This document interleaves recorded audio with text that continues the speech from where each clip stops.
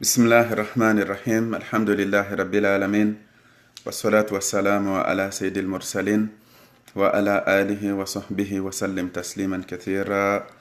Assalamu alaikum wa rahmatullahi wa barakatuh. Mes très chers frères et sœurs en islam, mes amis, je vous salue par la salutation fraternelle de l'islam. Wahiya, assalamu alaikum wa rahmatullahi wa barakatuh. Bien, ce soir, Inch'Allah, un rappel sur, je dirais, l'importance de la remise en question dans notre cheminement de vie elle-même, c'est-à-dire d'abord une réflexion sur le temps d'une part et sinon sur les différentes entreprises de notre vie de tous les jours, c'est-à-dire une entreprise personnelle, l'entreprise personnelle et individuelle, l'entreprise familiale, l'entreprise professionnelle et ce qu'on pourrait appeler aussi l'entreprise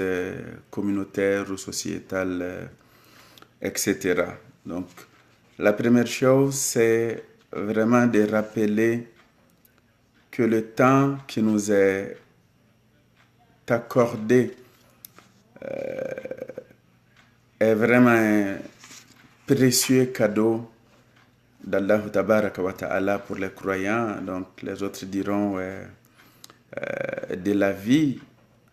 Mais en fait, c'est pour dire que le temps est vraiment très, très précieux dans cette vie-là, comme vous le savez. Mais il s'agit d'un rappel et d'une réflexion que nous allons faire ensemble, Inch'Allah, sur nos vies, afin de voir ensemble comment on peut travailler davantage à améliorer notre vie de tous les jours. C'est-à-dire que il s'agit de s'asseoir à un moment donné, de se demander, mais c'est à quoi je me force à tous les jours, ou c'est dans quoi, comment je peux dire ainsi, j'investis mon temps tous les jours. Est-ce que vraiment ça vaut la peine?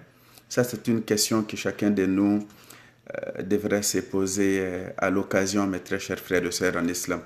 C'est-à-dire qu'on peut regarder tous les jours, du réveil jusqu'au coucher le soir, qu'est-ce que j'ai fait dans ma journée.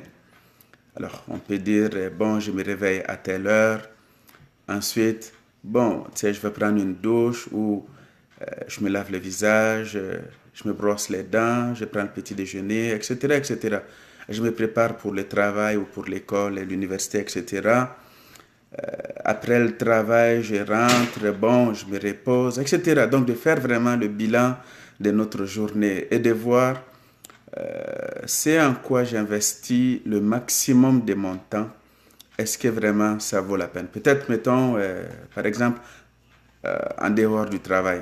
Donc, de voir ensemble comment on peut optimiser notre temps dans la vie de tous les jours, mes très chers frères et sœurs en islam. Donc, dans cette optique-là, je regarde d'abord sur le plan personnel et individuel. C'est, par exemple, de voir comment je peux travailler sur le maintien, sinon l'entretien de ma santé, une bonne santé. Donc, d'avoir une santé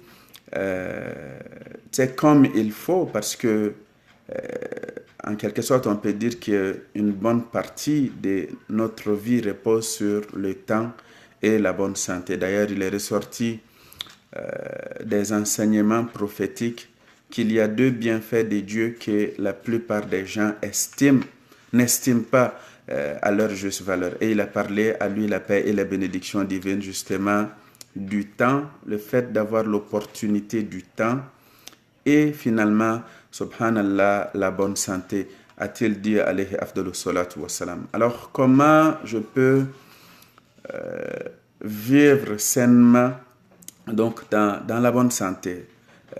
Peut-être par une alimentation saine, par des exercices physiques, le fait de faire du sport, d'avoir de bonnes habitudes de vie, d'éviter un certain nombre de choses aussi dans notre vie. Peut-être, mettons, il y a certains produits peut-être qu'on aime ou qu'on consomme avec excès. Alors, il s'agirait donc de revoir tout cela, bien évidemment. Au-delà de cela, on peut regarder par exemple notre formation.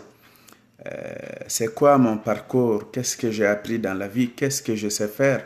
C'est quoi mes compétences? Qu'est-ce que j'ai développé au fil du temps, etc. Ce qui sera important, par exemple, dans l'entreprise professionnelle ou l'entreprise dans laquelle je dois gagner ma vie. Donc, ce parcours-là, cette formation-là, serait vraiment importante à ce niveau-là, quoi. Donc, quelle est ma formation? Quel temps je consacre, par exemple, pour des formations, des diplômes, de la spécialisation, des techniques, etc. Au-delà de cela aussi, il y a l'information. Est-ce que je m'informe? Est-ce que je m'intéresse à ce qui se passe dans le monde?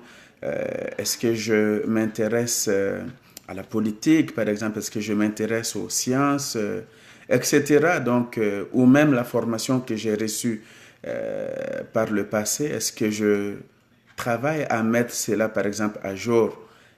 On sait que la vie va très très vite de nos jours, donc parfois des connaissances acquises par le passé peuvent facilement être dépassées de nos jours, tellement, par exemple, les sciences vont vite, ainsi que les techniques. Là. Donc, en récapitulant dans l'entreprise personnelle et individuelle, on a parlé donc de la santé, l'alimentation, la formation, l'information.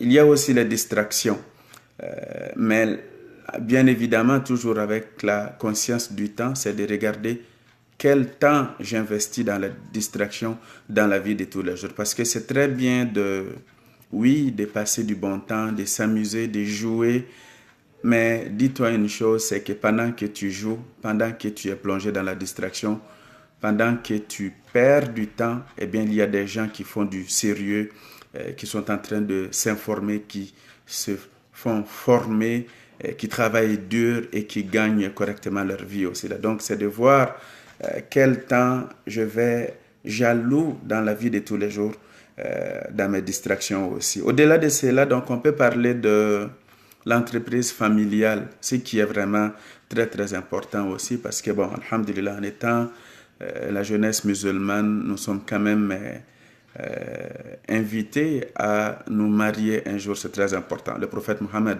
alayhi afdalu salatu wassalam, a fortement recommandé aux jeunes que de cheminer vers le mariage pour ceux qui en ont la possibilité et ceux qui n'en ont pas les moyens.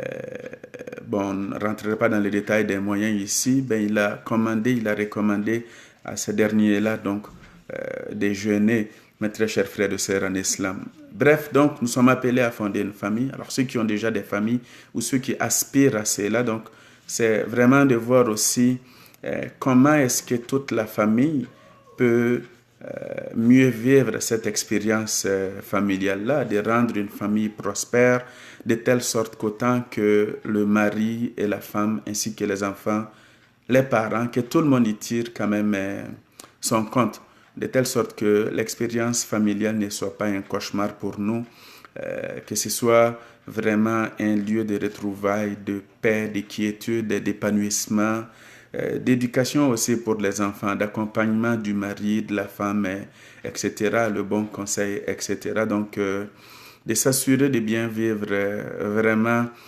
l'expérience familiale, c'est très important parce que des fois, on sait là, que certains vont vivre des cauchemars dans leur famille. Des fois, il y a beaucoup d'injustices, malheureusement, alors que c'est dans la famille qu'on doit trouver normalement tout l'accompagnement nécessaire afin de pouvoir livrer bataille en dehors de la famille, si on peut s'exprimer ainsi. Donc, bref, l'entreprise personnelle, l'entreprise familiale, et là, nous allons parler de l'entreprise professionnelle. Nous avons déjà parlé de la question de la formation plus tôt.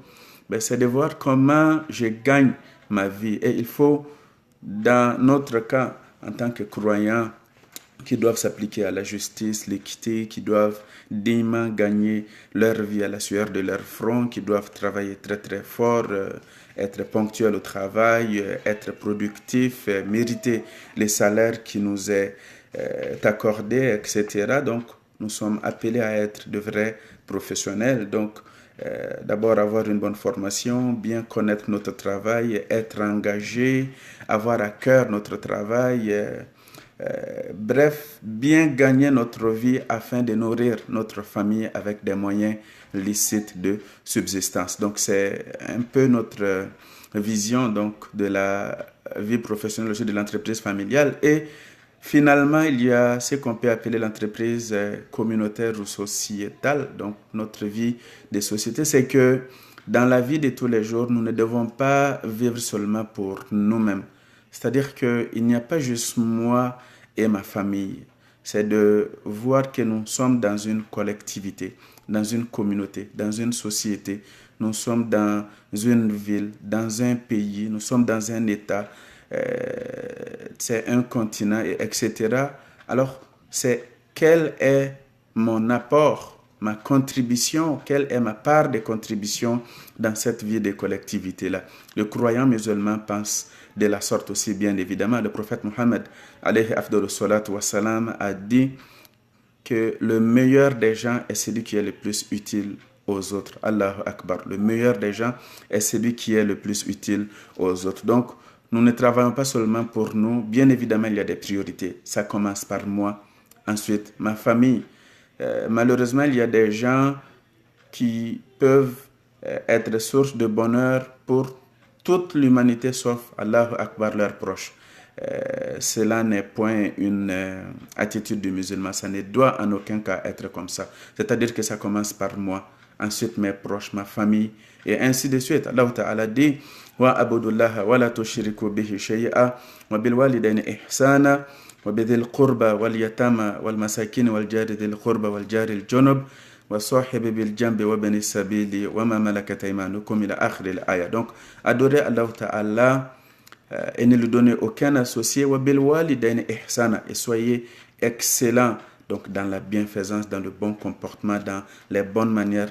Et il a commencé par les deux parents, nos deux parents, notre père et notre mère, ceux qui nous ont enfantés. Wa bidhil qurba, et tout de suite il dit ainsi que les proches. Donc il est allé comme ça en s'éloignant, mes très chers frères et sœurs en islam. Donc vraiment de regarder le temps et de nous dire que subhanallah, parfois on passe beaucoup de temps sur Facebook, sur WhatsApp, dans les médias sociaux, Viber, Telegram, etc. Vraiment, ça vaut la peine de se demander, est-ce que ça vaut la peine? C'est-à-dire que quand tu regardes que tu as 24 heures dans la journée, admettons que tu dormes 8 heures et que tu travailles un autre 8 heures, le temps de se rendre au travail et de revenir, disons, une heure, donc une demi-heure aller, une demi-heure retour. Après cela, peut-être qu'il te reste 7 heures pour ta vie de famille, pour tes courses, tes distractions, ton sport et tout le reste de ta vie, en d'autres mots, tes amis, tes parents, etc. Alors, ce temps-là, en quoi je l'investis? Comment je peux travailler à l'optimiser afin de rendre cela beaucoup plus rentable pour moi? C'est ça la réflexion. Donc, je vous laisse là-dessus. C'est très important, des fois, de faire cette prise de conscience-là, cette réflexion-là, de voir comment on peut mieux organiser nos vies, parce que le temps est vraiment très, très précieux. De ce qu'on entend en Occident, c'est que le temps, c'est de l'argent. Mais ce que nous disons en islam, c'est que le temps, c'est la vie. En fait, la vie, c'est le temps. C'est que ta vie, c'est le temps que tu as pour vivre. Alors, tu peux gaspiller ce temps-là, tout comme tu peux l'investir dans des choses qui valent vraiment la peine, mes très chers frères et sœurs en islam, de ne pas passer notre temps à parler de tout et de rien, de ne pas passer tout notre temps à parler, des choses qui ne nous rapportent finalement rien. C'est très important d'être dans une telle dimension de réflexion. Allahumma salli ala Muhammad wa sallim. Allahumma ja'alil hayata ziyadatan lana fi kulli khair. Wal mawta rahatan lana min kulli shar. وأجرنا اللهم من خزي الدنيا وعذاب الآخرة يا رب العالمين. ربنا آتنا في الدنيا حسنة وفي الآخرة حسنة وقنا عذاب النار. سبحان ربك رب العزة عما يصفون والسلام على المرسلين والحمد لله رب العالمين. فالسلام عليكم ورحمة الله وبركاته.